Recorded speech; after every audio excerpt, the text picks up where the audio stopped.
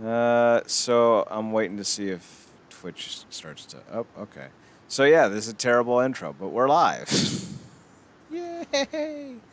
I am your host, as always, Chad Porto, and joining me is the glorious one himself, Marcus Green. Marcus, how the heck are you?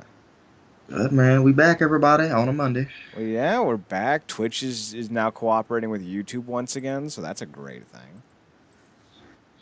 So that was like the big thing that happened last week was we couldn't get, or the week before, we couldn't get the show transported over to YouTube. I finally was able to do it 2 nights ago. But because of the topical nature of our shows, it's like, all right, I'm not even gonna fuck with that. That's just it's a dead show.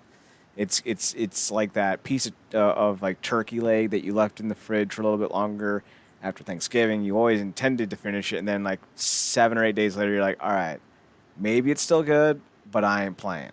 So you just throw it out because like you don't want to you don't want to go down that rabbit hole.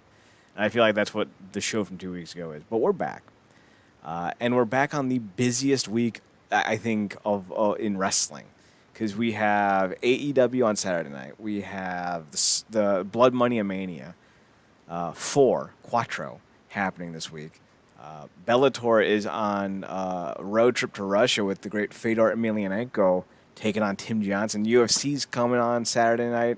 Bound for Glory is Saturday night. Like this is a fucking busy ass show. The Browns are playing Thursday. We're fucking 3-3. I'm not Thank you mad. for thank you for reminding me that because I completely would have blanked on Bound for Glory. Yep, it's at 10 p.m. for some reason. Oh yeah, that's why. Okay, yeah. Yup. Yup. Main events: Christian Cage versus Josh Alexander. Though. Speaking of which, Josh Alexander has no intentions on reforming the North. I keep wanting to say Team Canada, except if it was a match against FTR. Marcus, is there any party that wants to see an FTR North match? Uh yeah, I think it'll be. I think that'll be a show. The potential to be a show still a match. I just if it happens, it happens. I'm not bugged by it. It don't bother me either way. If it ever happens, I wouldn't care. But like I said, those four men are very talented, and like I said, I think it'll be a lights out match. But at this point, I'm kind of good on. I'm of the mindset that I could pass. I don't have the same hype or love affair for FTR as the internet does, and Yeah, I feel like if it wasn't for the fuck the revival stuff that the Young Bucks were doing, I don't think we'd even have these conversations. Mostly because I feel like they're a fine tag team, but they're not special, and I feel like that kind of makes it hard for me to get involved with them because they're that tag team that the internet embraced off of a meme and they're trying to turn that meme into legitimate popularity, but it's not working and they still just come off as a meme. And that's never good. It's like Fandango. He was never over. He was a meme. And yeah, it was. I don't think FTR is really that over. I think people like the memes, so they want to keep them around because it enforces that time. Like, remember when that meme was really popular? But I don't Yeah, think they really have that marketable exterior. Like I yeah. think they are what they are. And thank you for reminding me of what that FTR stood for, because a lot of times I just forget, and it's like, oh, F the revival. Okay, I get it.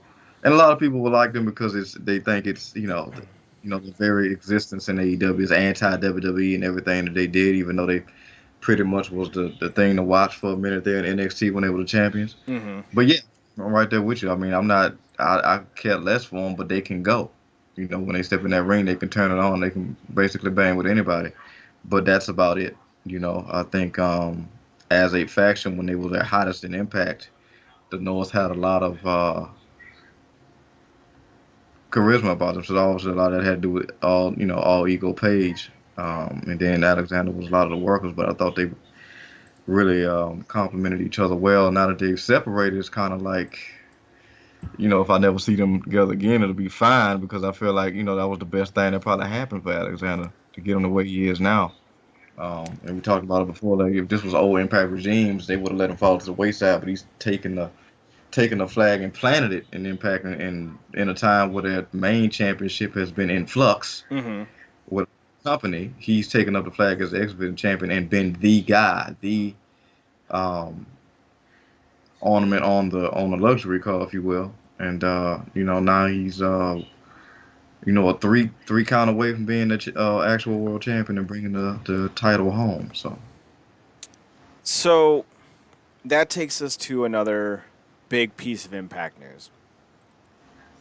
Josh Alexander may be the baddest man in the company, but he's going to have some competition soon enough. With Impact's working relationship with New Japan, we are getting Minoru Suzuki. And this is like we've had a string of pretty impressive New Japan guys. El Phantasmo is going to be at the event. That's going to be dope. We've had Kobashi. No, who did we have with you uh talking about? not Kobashi. It was I can't remember his name. Kojima. It's Kojima. In Yeah, Kojima, we had Finjuice. We've had Jay White for a spell. Suzuki's a pretty big get. I would say he's a B tier of top New Japan names. He's not in the A tier, but I think he's right there with Jay White. And this is huge because like if he comes in and faces off with Josh Alexander just once, that'd be a great match. He'll be appearing at the two tapings after Bound for Glory. It's still possible he appears at Bound for Glory, but he's not announced for it yet because they're doing the Battle Royal there, the Call Your Shot Battle Royal. So he could possibly show up in that. I think was it the Call Your Shot Battle Royal? Hang on, let me double check. Where the? There it is. Where is it? Yeah, Call Your Shot Gauntlet. So that seems to be kind of where we're going with his possible debut is in that gauntlet. But you know, I think it's cool. I know you think it's cool. Marcus, give me a dream match you want to see with the Impact roster and Minoru Suzuki. Besides Josh Alexander, because I already gave you that one. yeah. I could definitely, we got the home guys of Saban can go. Williams would be cool, although I kind of want to finally jump that damn what's his face hurdle that he keeps having to run into. Oh yeah, Macklin. Yeah, who's kind of just dead in the water, I think, for both of us now, Mm-hmm. right? We gave him a Uh, shot. He is what he is. we tried. Um, wouldn't mind seeing what Christian could do. He feels more like an impact guy when he's there, kind of just because I feel like it doesn't feel like impact's just something he has to do when he's there. Mm-hmm. Uh, but it'll be cool to see somebody like Storm come back in and face him. That'd be dope. It'd be dope. And yeah, but as of and yeah, I mean, you throw the Moose Man in there, that'll be nice. Now that's one that I would like to see because Moose had that 10-year when he was Yeah, on excursion with Noah, and he was very fun to watch in Noah. If you can find some of his matches then, I think it was like 2016, 2017, he was very gung-ho. And I think people yeah, would really enjoy that. yeah. That'll be sick. I'm pretty sure if you ask her, Grace would gladly hop in the ring with Minoru. I wouldn't know why specifically if she plans on being a mom one day, but That's a way to get your baby maker destroyed. or your baby feeders slapped off. Y'all. Uh, Rhino would be another one I would say. nice. Definitely Rhino. Definitely Rhino. How about your boy Doran? Oh yeah, definitely Doring. Oh yeah. Me see. All right. So like my thing with Doring is, I feel like Impact hasn't done a great job putting him over as the killer he should be. He's a two-time Triple Crown champion out of All Japan. So is I don't know how many times Suzuki won it, but I know he won it once. I think. So that would be dope. But I feel like Doring hasn't been given a lot of individual screen time. He's kind of just been Eric Young's heavy, and that to me is kind of meh. Ooh, something. Jake something. That would be cool. Yeah, Y'all. yeah. Jake, that's my pick. Jake something. Jake something and I, Rhino. I was trying to see somebody from the X division we could throw in there. I wouldn't mind. I'm always a champion. I always gonna be a champion for Bay.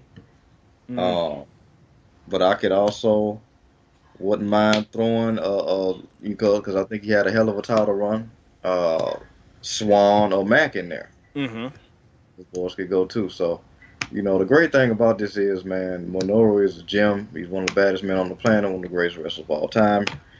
Um, and I think some people might be taking him for granted. I know we just had that match with Brian and tore it up, and which was to be expected. But people gotta realize that he really is one of the greats. And it's not easy to pull somebody from Japan like that. And he seems to be having fun, and he's not always gonna be around, man. Like he can go, and he's still in hella form, but he's an older guy. Mm-hmm. He's just mid-50s, so be Yeah, so appreciative of the Minoru.